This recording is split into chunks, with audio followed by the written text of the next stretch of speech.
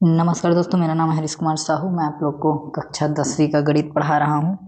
तो हम लोग अध्याय पहला बहुपद पढ़ रहे हैं, जिसका उदाहरण क्रमांक 13 को हम इस वीडियो में हल करेंगे। तो देखिए उदाहरण क्रमांक 13 क्या बोलता है।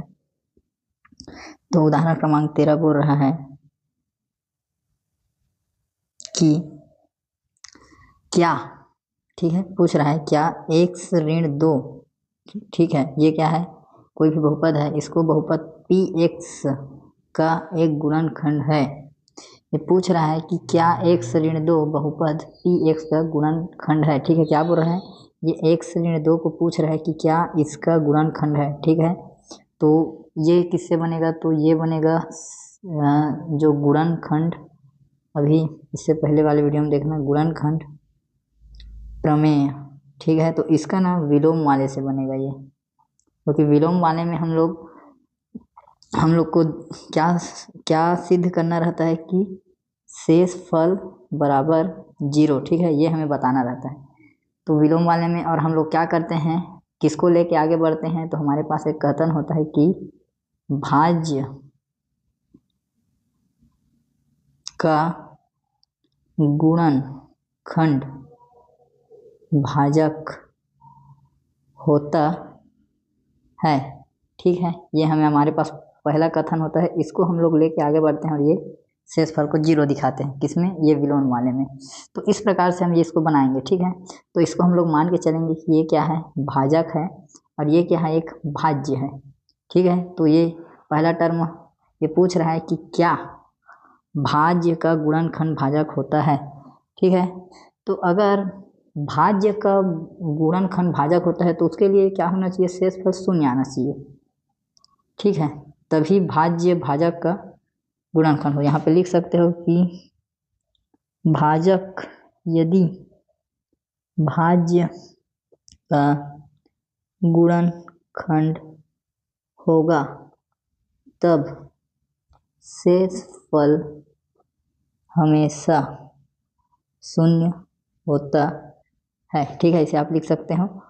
तो देखिए कि ये हमें क्या दे दिया है, भाज्य दिया है। ठीक है, और ये क्या है, भाजक है।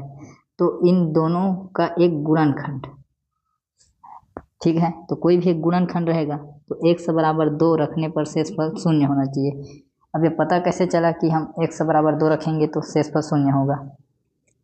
ठीक है, तो अभी तक आप केवल इतना समझिए कि हमें ये भाज्य दिया है और ये भाजक दिया है, और पूछ रहा है कि क्या भाज्य का ये जो भाजक है वो गुणनखंड है या नहीं है। ठीक है, तो शेष जो गुणनखंड प्रमेय है उसके विलोम में हमने देखा था, ठीक है, कि हमें जो x बराबर a, ठीक है, एक ऐसा मान होता है जो शेषफल को 0 करता है, यही मान के चलते हैं। ठीक है, तो यहाँ पर x बराबर ऋण 2 दिया है, x ऋण 2। ठीक है, तो इसको 0 बराबर लेंगे, x बराबर 2 आ जाएगा। ठीक है, तो x बराबर 2 के लिए हम क्या करेंगे, चेक करेंगे। ठीक है, तो यहाँ पर हम लिखेंगे कि px में x बराबर 2 रखने पर, ठीक है, ये जो भाज्य होता है इसी से पता चलता है कि एक समय कितना मान रखना है। ठीक है, तो x ऋण 2 को हम 0 बराबर लेंगे तो x बराबर 2। ठीक है, ये मान आया, तो इसी को रखेंगे। तो px बराबर देखिए क्या दिया है, x की घात 3, तो ये 2 की घात 3 हो जाएगा, धन 3 गुणा 2 का वर्ग हो जाएगा, धन 4 गुणा 2 हो जाएगा, ऋण 4 हो जाएगा। ठीक है, ये हो जाएगा 8 और ये हो जाएगा 12 और ये हो जाएगा 8 और ये हो जाएगा 4। ठीक है, तो ये हो जाएगा टोटल, और टोटल चिन्ह को भी हमें देखना पड़ेगा। सॉरी, ये वाला जो चिन्ह है वो ऋण का है, ये ऋण है। तो देखिए ये 16 हो जाएगा, 8 और 8 टूट के, और ये हो जाएगा 12 ऋण 4 16।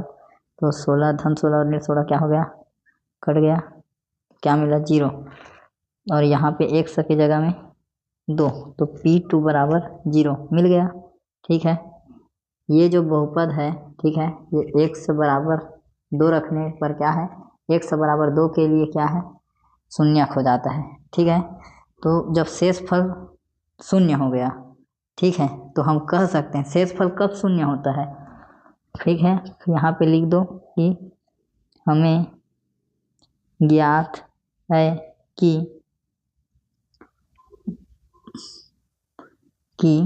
शेष, ठीक है, यहाँ पे शेषफल नहीं, गुणनखंड प्रमेय के विलोम कि गुणनखंड प्रमेय के विलोम अनुसार, ठीक है, क्या होता है कि